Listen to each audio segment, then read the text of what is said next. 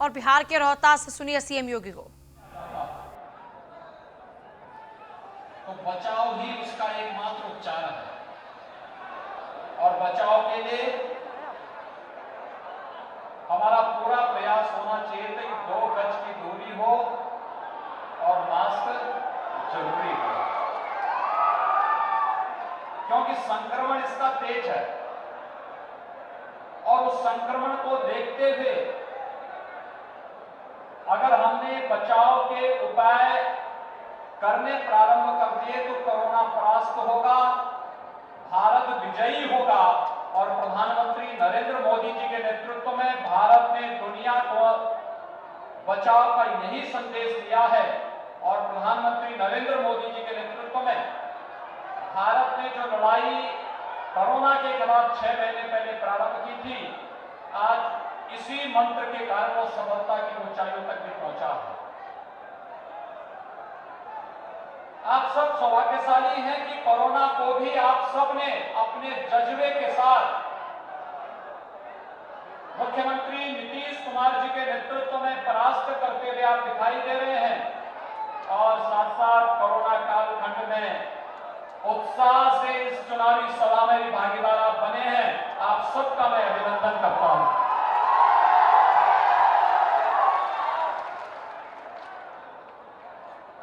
वास्तव में मैं जब सुबह लखनऊ से चला था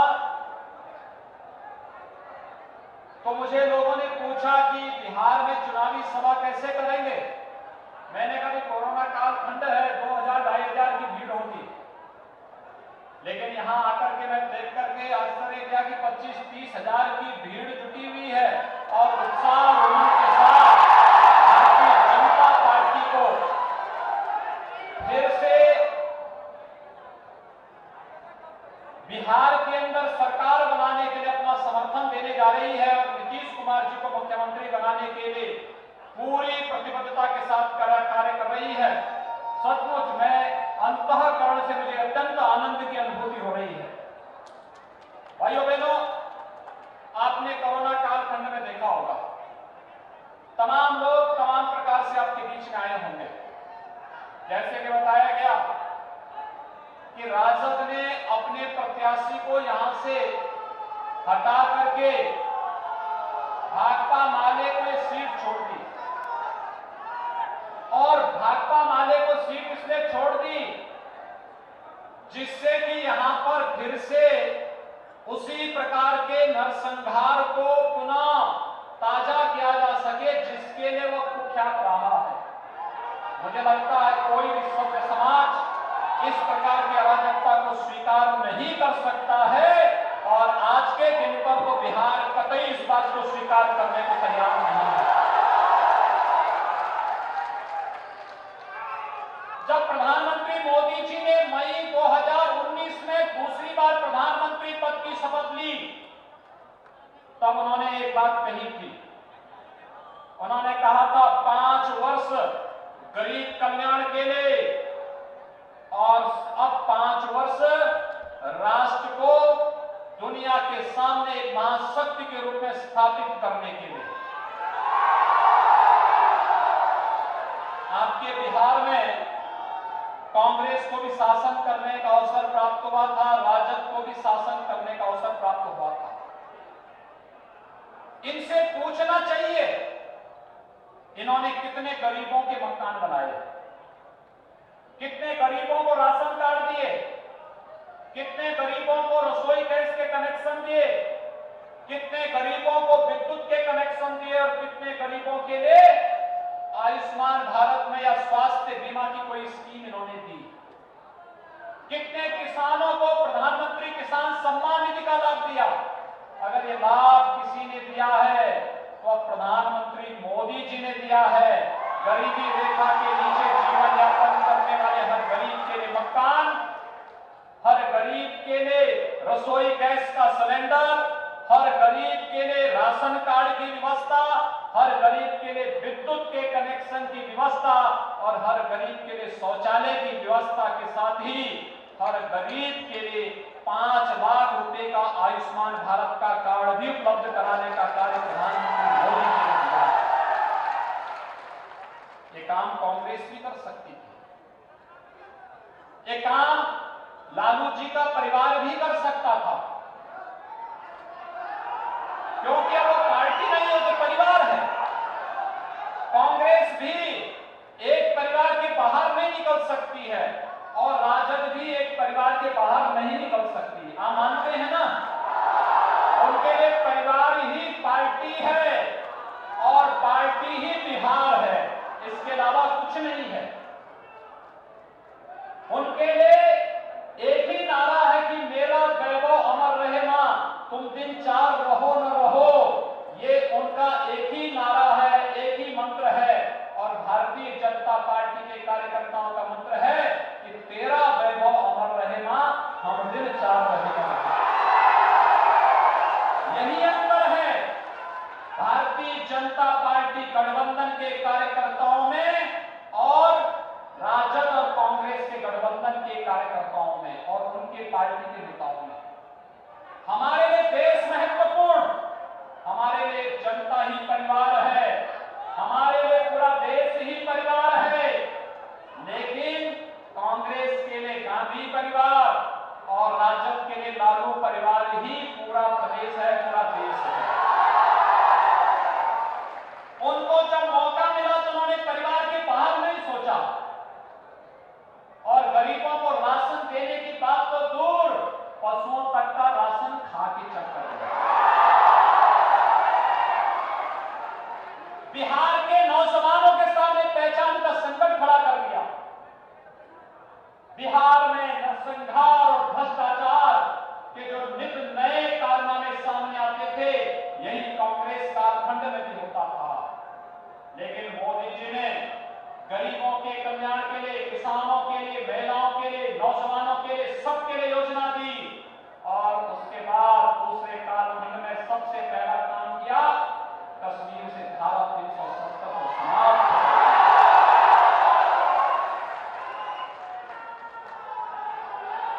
अब पाकिस्तान प्रस्त आतंकवादी कश्मीर में आकर के जवानों पर नाजायज हमला नहीं कर सकते, क्योंकि अगर करेगा तो भारत का जवान पाकिस्तान के अंदर घुस करके मारेगा। अब नहीं कर पाएगा, अब नहीं कोई बोल सकता है जेएनयू में, अब कोई नहीं कह सकता है कि भारत तेरे टुकड़े होंगे, ये नारे नहीं लग सकते हैं। अब तो भारत के अंदर एक ही नारा मोदी जी के नेतृत्व में लग रहा है, एक भारत श्रेष्ठ भारत। कश्मीर से कन्याकुमारी तक एक भारत है, श्रेष्ठ भारत है और इसमें हर भारतवासी अपना योगदान देगा। कोई इसमें किसी प्रकार का मांग लपेट नहीं, कोई किसी प्रकार की कोई कंजूसी नहीं। और जो कुछ बचा है, लोग अक्सर हमसे पूछते थे, पिछली बार लोकसभा चुनाव में जब मैं बिहार आया था तो बिहार के लोग हमसे कहते थे, पत्रकार बंधु कहते थे कि आप लोग कहते हैं कि रामलला हम आएंगे, मंदिर वहीं बनाएंगे, क्या तारीख भी बताएंगे? मैंने कहा चिंता मत करो, अगली बार आऊंगा तारीख लेकर के आऊंगा। और भाइयों बहनों, 5 अगस्त को प्रधानमंत्री मोदी जी ने 492 वर्षों की जो भारत की कसक थी, उस कसक को दूर करते हुए अयोध्या में भगवान राम के भव्य मंदिर का शिलान्यास भी कर दिया है ना? खुश है ना? बिहार में भारतीय जनता पार्टी और जदयू के गठबंधन की सरकार बनाएंगे ना? सरकार बनेगी तो आपके विधायक जी आपको अयोध्या में भगवान राम का दर्शन कराने के लिए भी लेके जाएंगे।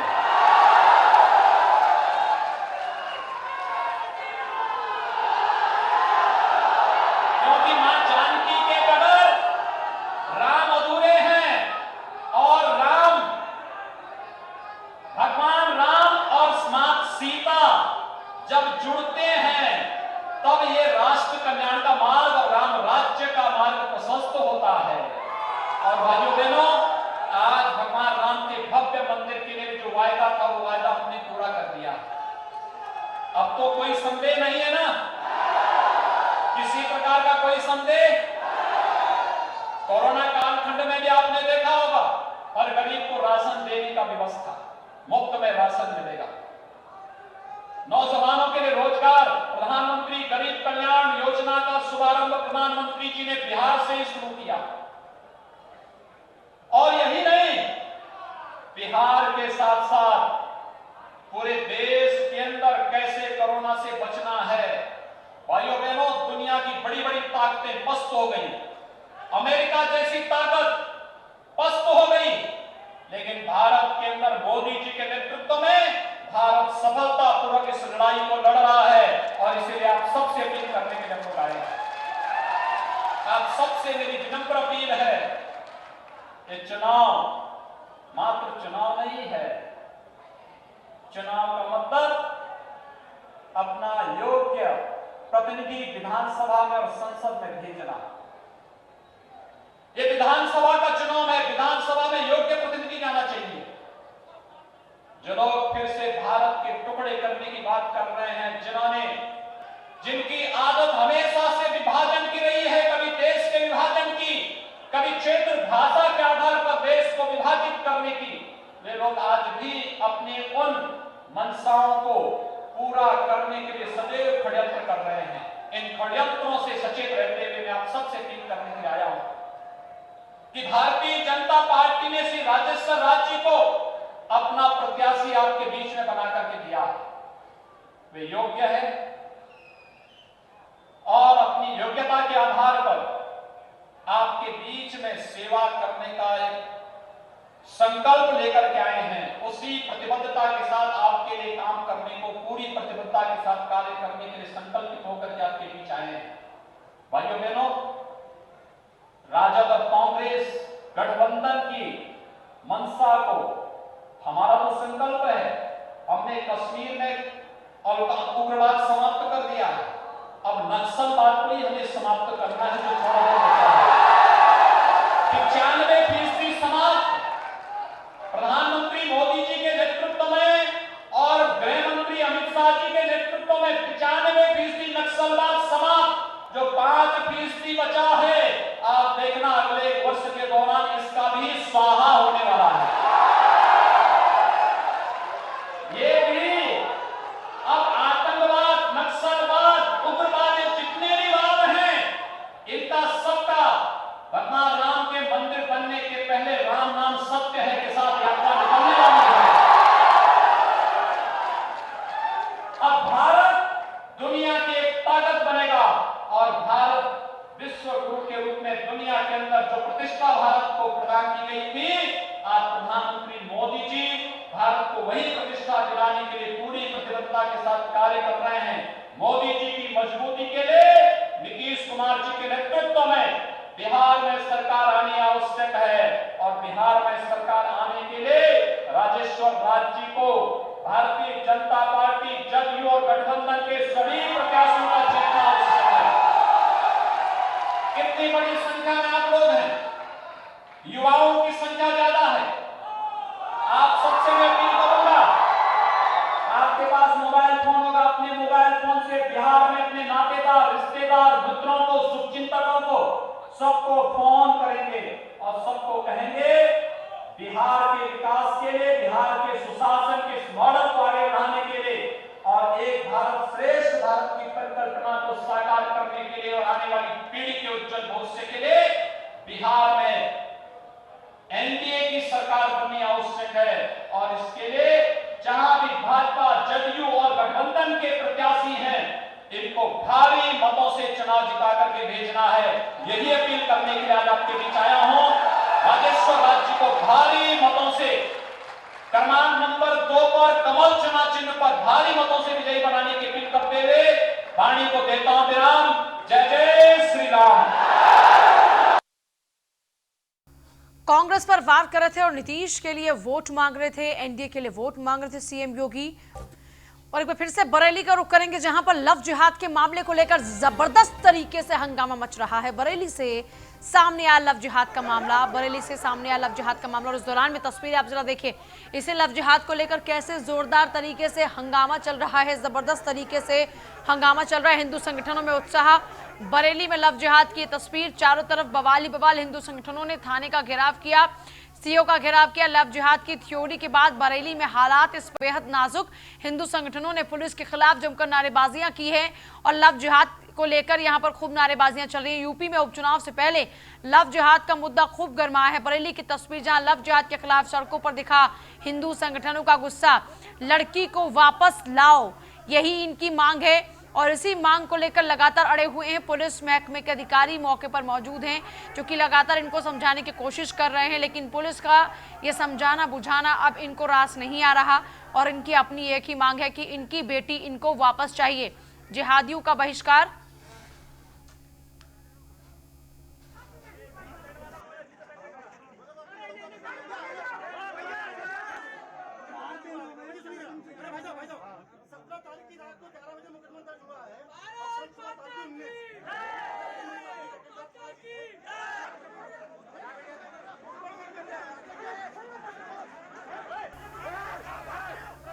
बरेली में लव जिहाद का ये ऐसा मामला जो कि थमने का नाम नहीं ले रहा बल्कि ये तूफान लेकर आया है। एक तस्वीर देखिए जहां पर कुर्सियां तोड़ी जा रही हैं और उसके बाद एक और तस्वीर आपके सामने कैमरा 2 की जहां पर भागम भाग मच जाती है और अचानक से तस्वीर बिल्कुल बदल जाती है। ऐसे ही पल पल में यहां तस्वीर बदल रही है और पुलिस हर स्थिति से निपटने के लिए तैयार है। यहाँ तक कि बीजेपी के जिला अध्यक्ष भी बरेली में पहुंच चुके हैं।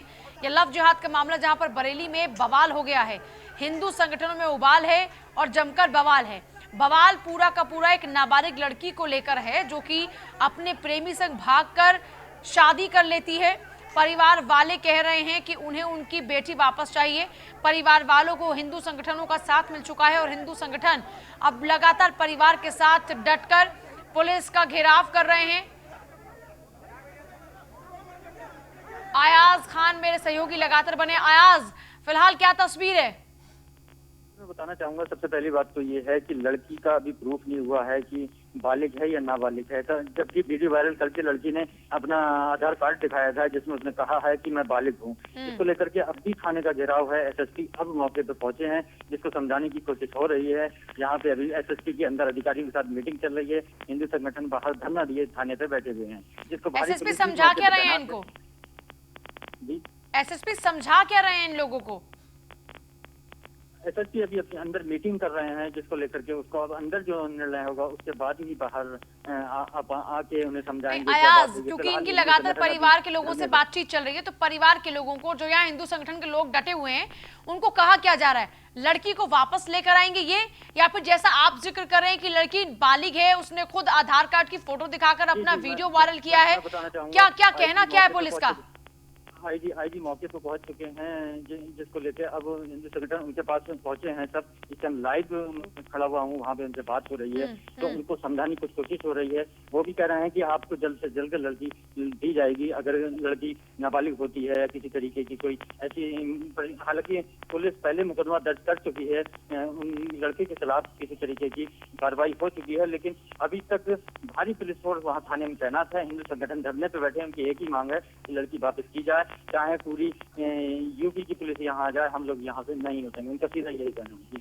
आईजी भी पहुंच चुके हैं। अयाज ने एक और जानकारी दी कि आईजी भी इस वक्त मौके पर मौजूद हैं। एसएसपी पहुंच चुके हैं मौके पर। हिंदू संगठनों के बवाल के बाद एसएसपी पहुंचे हैं बरेली और आईजी भी पहुंचे हैं। जैसा कि हमारे संवाददाता जानकारी दे रहे हैं, अयाज वहां पर मौजूद है। उनका कहना है कि तमाम आलाधिकारियों का जमघट बरेली में लग चुका है। आप सोचिए क्या कुछ हालात इस वक्त बरेली के हैं। एक नाबालिग लड़की, परिवार वाले ये दावा करें कि वो लड़की नाबालिग है, लड़की ये दावा कर रही है कि वो बालिग है। एसएसपी फिलहाल मौके पर पहुंच चुके हैं, ताजा अपडेट आपको दे रहे हैं। एसएसपी मौके पर मौजूद हैं, आईजी मौके पर मौजूद हैं। हिंदू संगठनों के बवाल की सूचना पर खुद एसएसपी को मोर्चा संभालना पड़ा है और अब इसी लिहाज से आप समझ सकते हैं कि मामला कितना सेंसिटिव हो चुका है। अयाज हमारे साथ लगातार बने। अयाज, मामला तो बहुत ज्यादा पेचीदा होता जा रहा है और संवेदनशील भी। ऐसे में एहतियातन पुलिस की ओर से क्या कुछ तैयारियां की जा रही हैं?